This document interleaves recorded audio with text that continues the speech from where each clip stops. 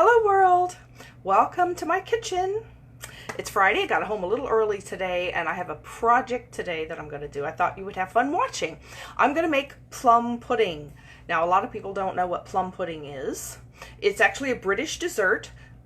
It came from England originally, and it's interesting in the name that it is called plum pudding, because it has no plums and it's not actually pudding. So at least it doesn't have what Americans call plums or what Americans call puddings.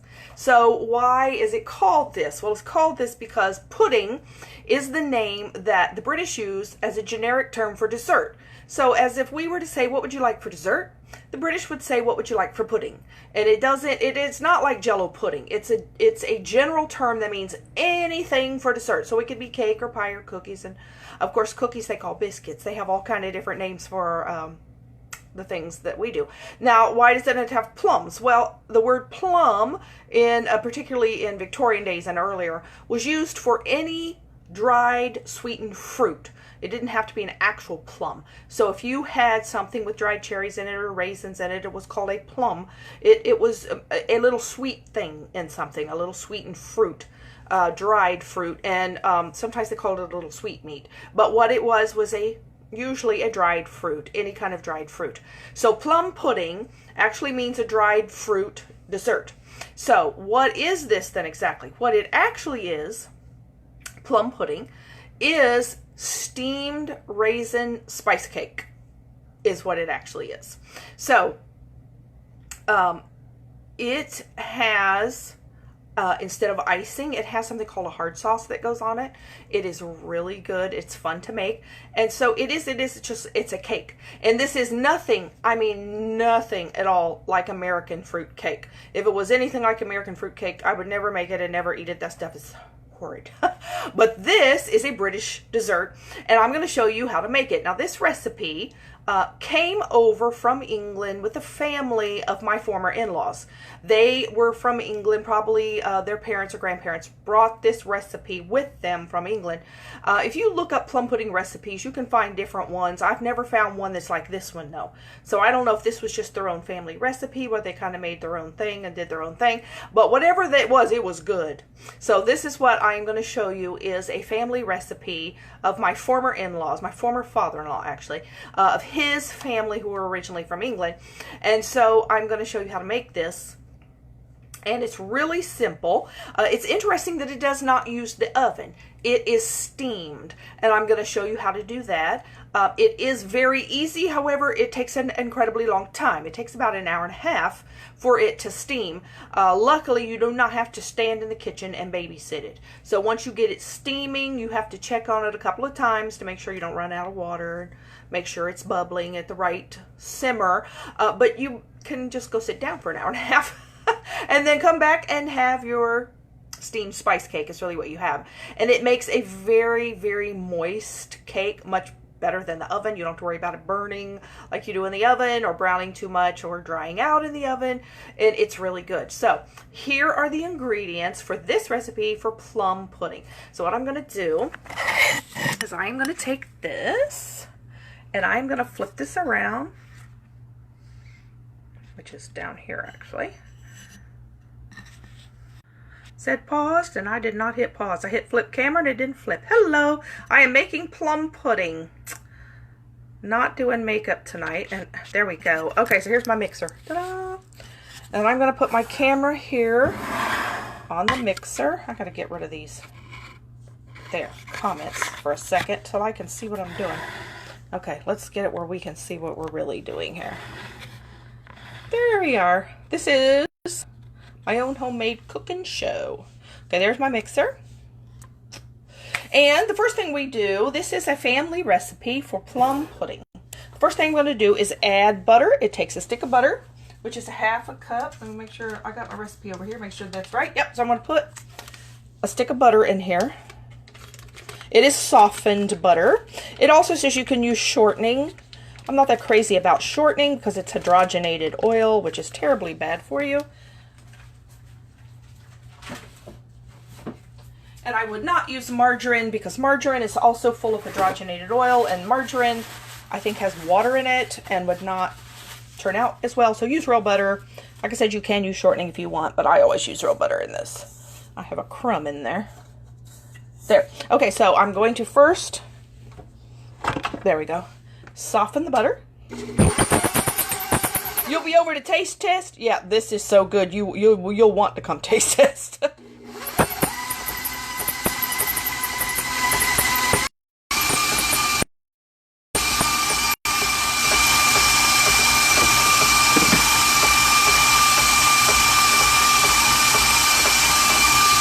Okay, so we whip our butter. Then it calls for a cup of sugar. So I'm going to have my sugar here. Here, let's back up so we can see better. There we go.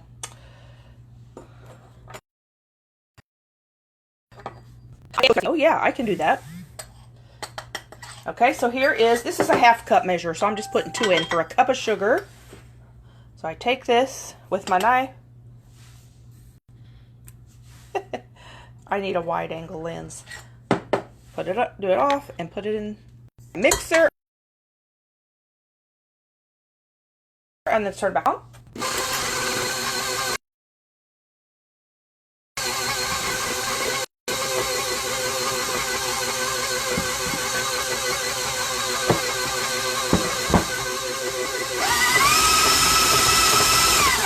I love this stand mixer. Okay, so then it calls for, and I just kind of do it mostly the way it asks. Okay, it takes 1 egg. I always put an egg in a little cup. Uh-oh.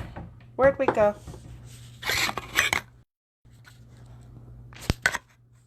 Oh, got interrupted again. I don't know. I didn't push something that time. It's a crazy Facebook ruining everything. Goodness, Facebook, I'm making dessert.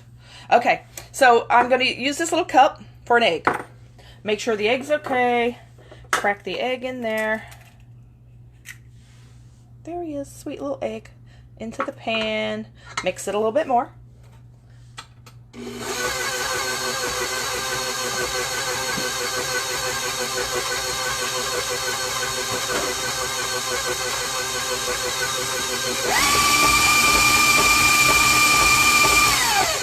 Okay.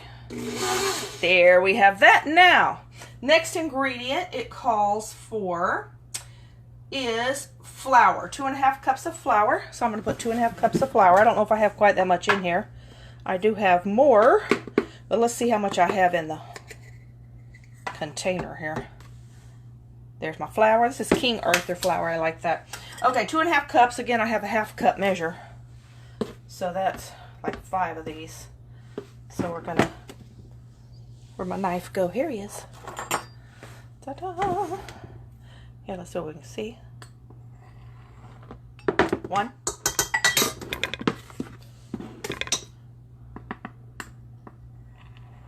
2. That's a cup.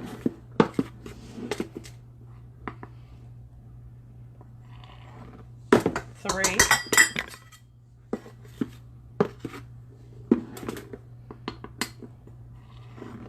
4. That's 2 cups.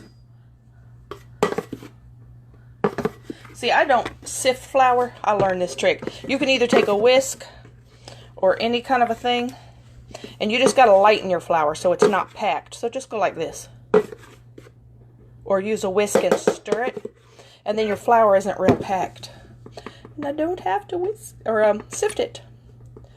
5. Okay, that's 2½ cups that I need. So I did have enough flour in that container. Yay!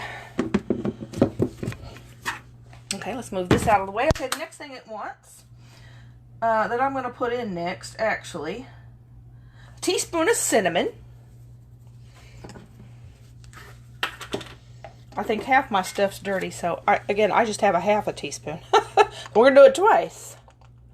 As long as we can count, we're good. Okay, so there's a ½ and another ½ equals 1.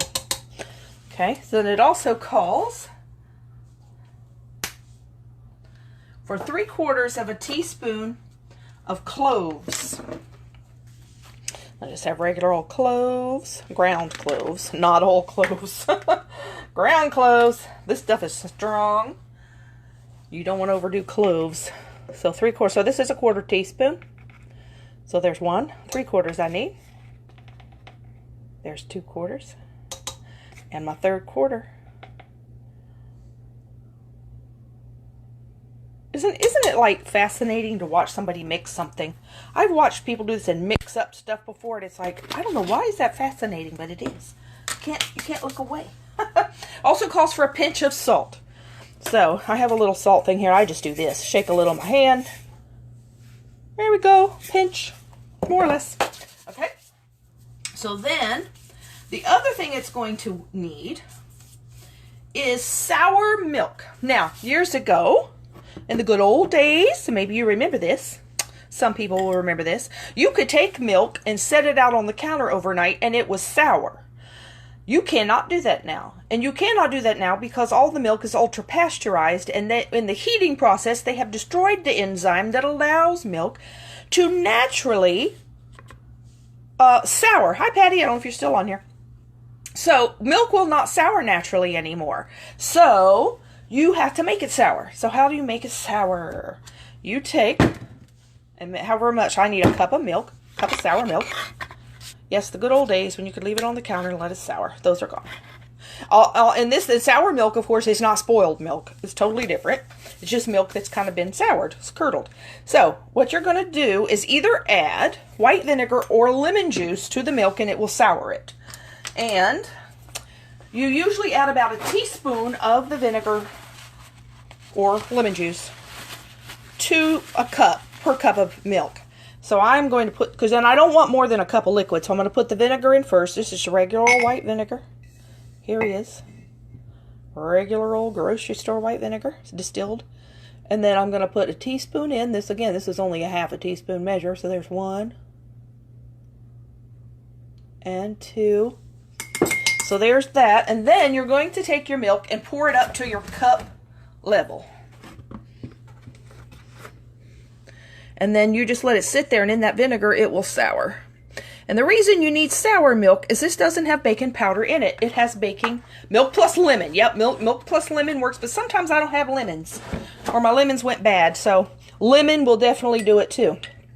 So a lot of times I use the vinegar. And then you stir it and just let it sit there for a minute.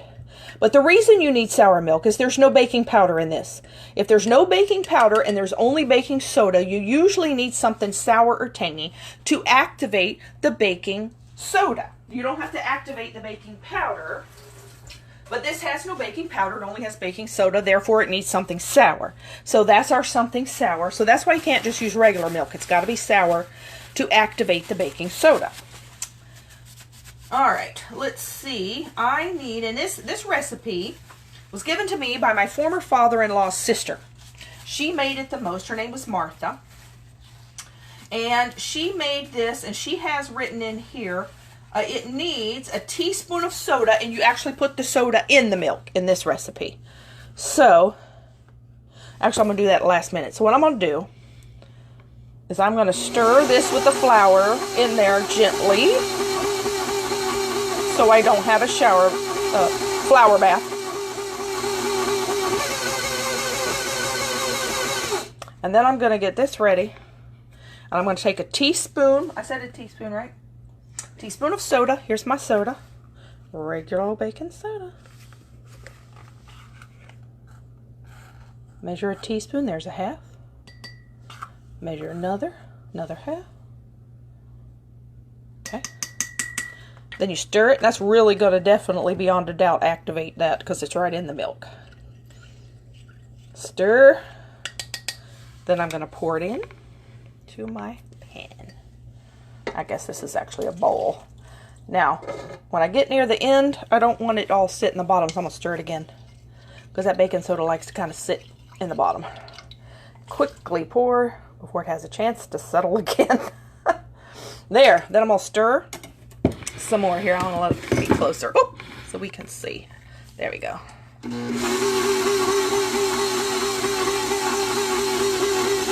Smells so good. It smells like cloves.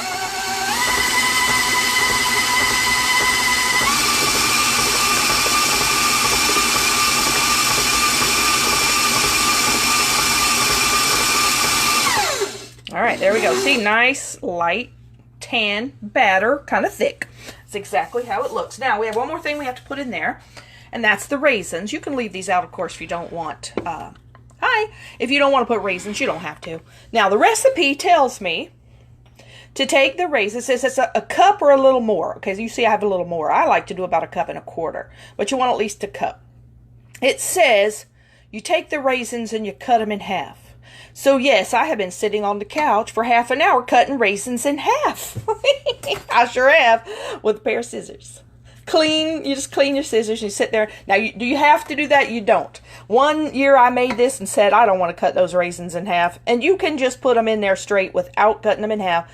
But cutting them in half just makes them smaller and it spreads them better throughout the batter. So yeah, I sit there and cut them in half. I thought, when I first saw that recipe, I'm like, cut the raisins in half. What in the world? But yeah, I did. So then, but the other trick is, before you put these in, you have to flour them. And the reason you flour them is so they will not all sink to the bottom. Because if you just put chocolate chips or raisins or something in a cake, they have a tendency to want to sink to the bottom.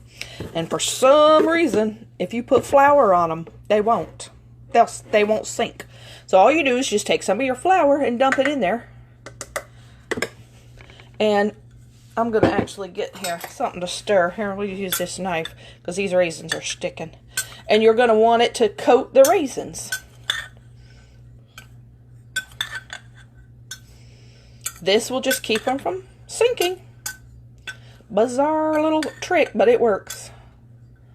So this way they are spread evenly throughout the batter and not sunk. Now, there's actually too much flour in here, and I don't want to add flour to my batter.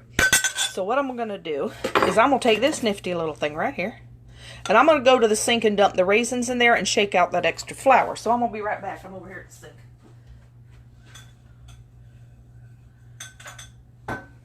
But you just don't want to over-flour, put too much flour in your batter.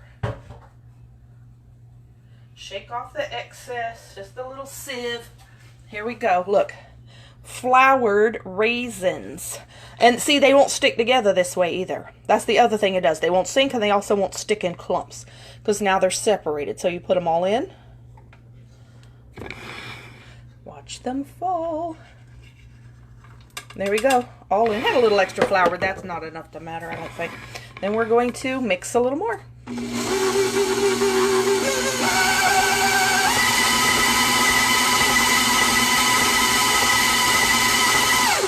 There we are. Plum pudding. Not plums and not pudding. I was saying this in the beginning of the video. It's a British dessert. My former in-laws family came over from England at one point, probably a generation or two back from my father-in-law. And they brought this recipe with them. But in England, they call pudding is their word for dessert. It doesn't mean like Jello pudding. It means just dessert. So if you were going to say, what are you going to have for dessert? They'll say, what are you going to have for pudding? Because that's what that's their word for dessert. And then plum was any kind of dried sweetened fruit. It didn't actually have to be a plum. So in this case, the little plums we're using are actually raisins. So we are done with this, and I'm going to take this out. I usually just scrape all this off as you see, it's real thick, see? Real thick. Not runny, but that's good. And the way this is cooked, hi, I'm making plum pudding. I'm doing my own home cooking show today. I make this every year at Christmas time. And I thought, most people don't even know what it is. If they do know what it is and have heard of it, they've never eaten it. And it's really not hard to make. And it is so good. So after it's cooked, it doesn't use icing.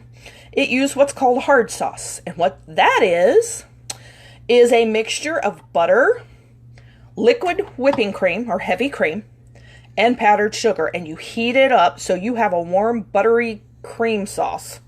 And then you take some of this cake and you put some in a bowl and you chunk it into little pieces and you pour. Oh, you made pineapple casserole. Oh, I've never had that. What's in that? Besides pineapples. And then you pour the warm sauce over the cake and you mix it all in and it all soaks into that cake. Oh, it's good. Spicy. It's got cinnamon and cloves in it and raisins, and it's basically just cake. And you see, I can't stand to miss a drop. I don't want to waste any of it. Okay, I'm going to go put this over here.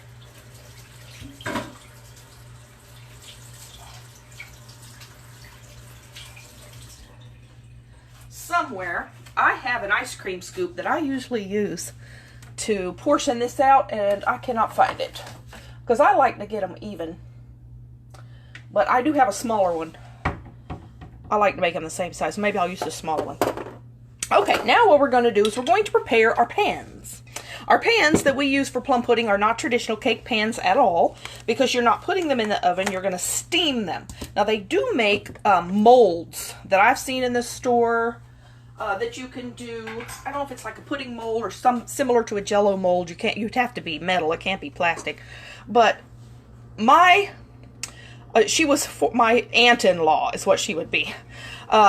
What she used were cans. You can just use some cans. And she used what she said were some old baby formula cans from the 20s that had been her mother's. And she kept these cans and she continually used them for years and years and years. Well, I couldn't find any baby formula cans anymore, but I did find these. I don't even know if you can find this exactly. But what you want, if you're going to just use a can, is it's preferable to use a smooth-sided can without the ridges. So here's what I found. This is a tomato sauce can. So what I did is I used the tomato sauce, cleaned it out real well, and these are now pudding molds. And you see there's no ridges, it's smooth. I don't know that they make the tomato sauce, and I wanted to make sure nobody threw them away. This is what I use for plum pudding. And I have 3 of them. The batter will fit in about 3 of these. And I just wash them and can reuse them every year. And then what you do with these is you set them down into a pan that has a little bit of water in it, and you steam them. Basically, you just let the water simmer. Now, the thing is, this is the whole trick to this. It takes an hour and a half.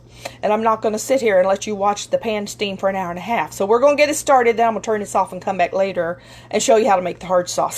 So an hour and a half is a long time to wait for cake. But it's really easy, because once you get it simmering and have it on the stove, you can go do something else and just go check on it a couple times to make sure it's not boiling dry.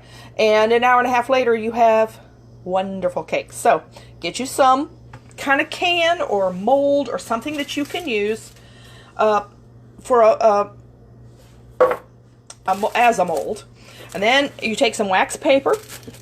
You could use parchment paper, and you want to cut 3 rings that'll fit in the bottom of these cans. So I use my little trusty scissors. And I usually smash it around the can. Here, I'll show you. And go around like this to see the shape. See, there's my circle. And then you got to cut inside of it a little bit, because that's going to be too big. And so and if it's a little small, it won't matter. But this helps it come out of the can later, after it's done. So I just folded this and folded it so I can cut them all at one time.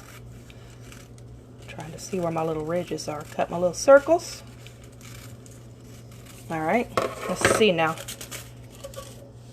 Hey, that's not too bad. It's going to go inside though. I do have a little fat spot right there. Let's fix that little fat spot right there. Okay. Then, what I do is I take some cooking spray. Spray it in the bottom so this will stick. I didn't get very much in there. There we go. There's some in there now. Then I put this wax paper down in the bottom. I use wax paper or parchment paper for almost every cake I make to get them out of the pans. I'm not messing with that sticking in the pan stuff. There. Lined with wax paper. So simple. Then, let me get this flour out of the way. Then I spray the whole pan, the sides and the bottom. So here we go. One more. Sack a little glue in the bottom. Put your wax paper disc in there. Stick it on the bottom. Pat it down. Spray the rest. Bottom again and the sides. You can use butter or shortening instead of the spray if you want to, but this is faster. Spray the bottom. It also makes me gag. The smell of that spray bothers my throat. Okay, there we go. Little disc in the bottom. Spray around the edge. The whole trick is finding some sort of pans that work. You could use more than 3 if you can't find bigger ones. And I think you could even use the one with the ledges. You know what I mean. The one that have ridges on it. You can probably still use that.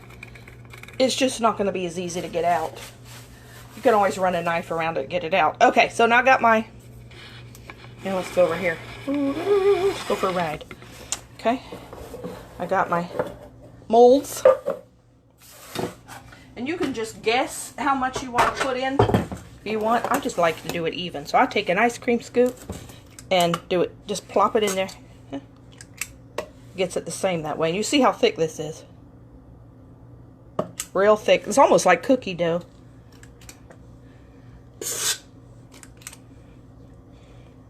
And you really don't have to spread it around much, because when it gets hot, it's going to kind of melt down. It'll fill in itself. I usually tap them on the table or the counter to get it a little even. And you don't want to fill this to the tippy top either, because it's going to rise. And you're going to cover it with foil, and you want there to be some space for it to rise. So this is a 29-ounce can. That's what that is. So that's what size that is. So you want it, I would say, at least that size, or you're going to need more than 3. Because you don't want this busting out the top of your foil cover.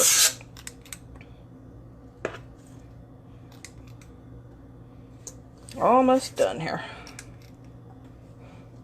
I guess I sort of forgot. I sort of got just too busy last year to make this, and I didn't have it last year. And for some reason, I only wanted it Christmas time, because it's a Christmas, because they always had it at Christmas.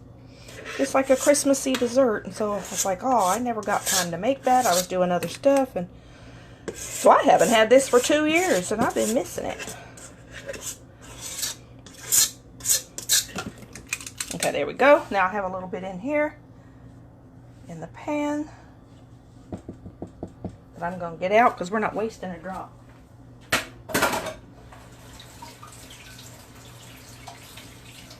See if I can find my little scraper. I have a couple of those. There's one. Okay. So I'm going to scrape the pan. Add that in. Come on, let go. See? Very nice and thick. Usually you get a thick batter if you're using butter.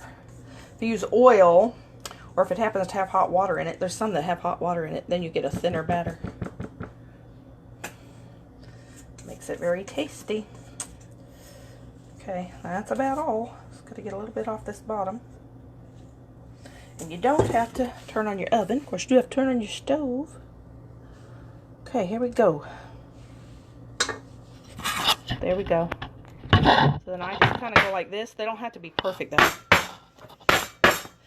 Because it will. See, it's only about half full. Then, I'll get this batter off my fingers.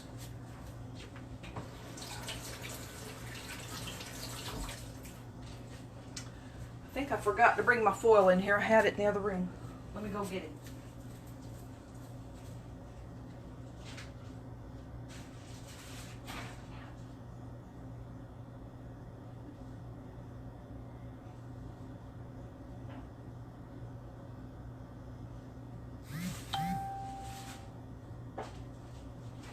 Okay, so then you take foil.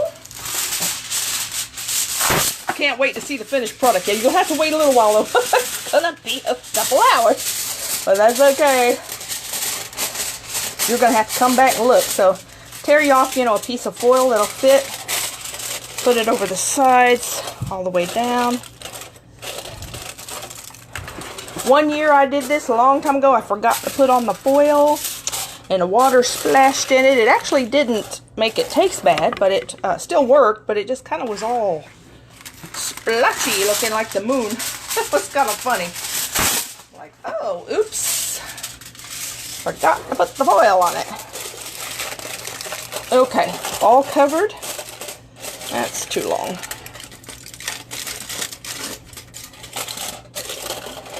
Let's pull back up. Okay, there we go. There's our 3 molds.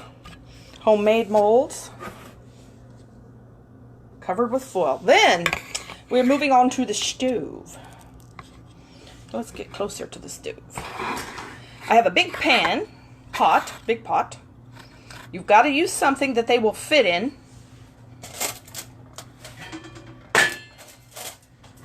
I guess if you don't have a big pot, you can use several little ones. They got to go down in it and have 3 of them fit in this. So, what you do is first you put a little water in the bottom.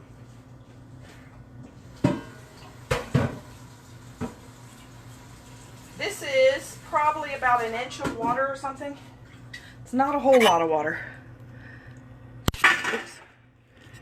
My thing's coming off my stand here. Let me fix that. Get back on there. I'm holding it on here with a rubber band and it's wanting to move. Come on. No, no. There we go. Okay, here. Yeah, this is about 1 inch of water. Now here's the other trick. You have to have some sort of a rack to keep the cans up off the bottom of the pan, and I'm using this. I got this out of a pressure cooker because see, it has holes in it and it lifts it off the bottom a little bit.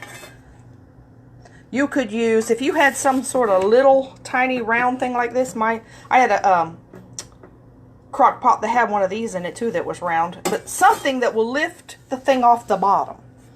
I guess you could put a few knives or something in the bottom if you had to, but you just put this in the bottom so it does, and you can see the water just goes right to the top of this, barely. And so then you put your cans or your molds down in there. And I'm going to turn it on high to begin with to get it to boiling.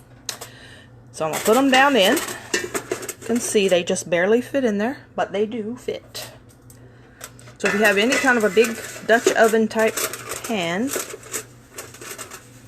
there we go.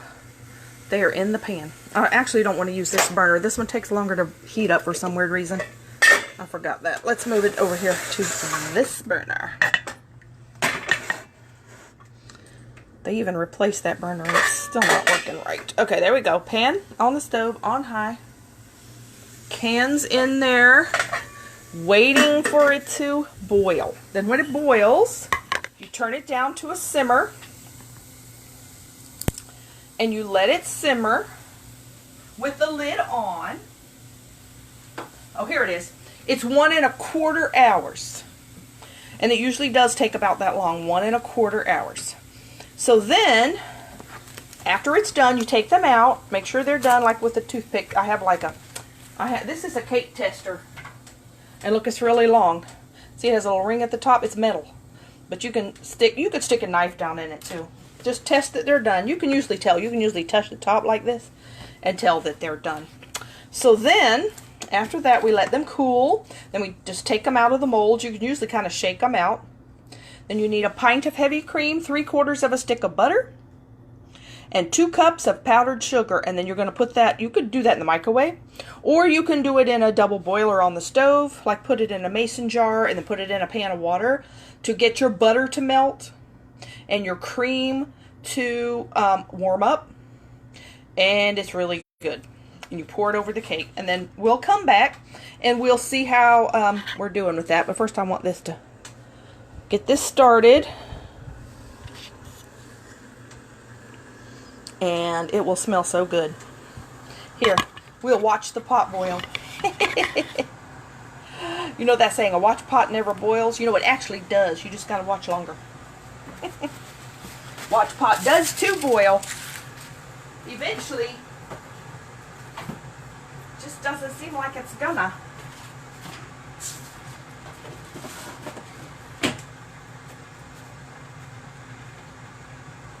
So I don't imagine there are a lot of people that have ever even eaten this. I had never eaten it when I came across my former in-laws. Unfortunately, they're no longer living. But, and the Aunt Martha that was my father-in-law's sister, she's no longer living either. But I was so glad I got this recipe. Let's see what we got going here. Oh, look at there. Yeah, didn't take long at all because not much water in there. So then I'm going to turn it down to like 2.5 on this stove or something. Too low, close, not super, super low, but somewhat low. And then you put the lid on. I'm going to set my timer for 1 hour and 15 minutes. This is a rattly lid, I hear. Come on. 1 hour and 15 minutes. Then that'll go off, then I'll cut. And I usually come in and check it once in a while just to make sure it's not boiling dry. I've actually never had one boil dry. If you don't boil it too hard and you leave the lid on it, it usually doesn't boil dry. I think the whole key is you can't have it boiling too hard. But it has to just be at a light simmer, because it does have to keep simmering to keep making steam so those cakes will cook. Okay, so that is all we have for part 1. And I'm going to let that cook away a couple hours. I'll come back or so. Maybe it depends on how quick they cool that I can get them out of those cans. We'll come back and we will make the hard sauce and you can watch me eat it.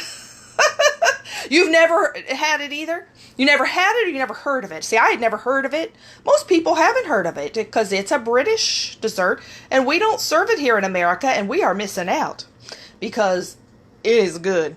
Okay, and it's not just like a regular cake because you pour this sauce over it, so it's so moist and it's really rich. It's really sweet. And it would be really good with tea.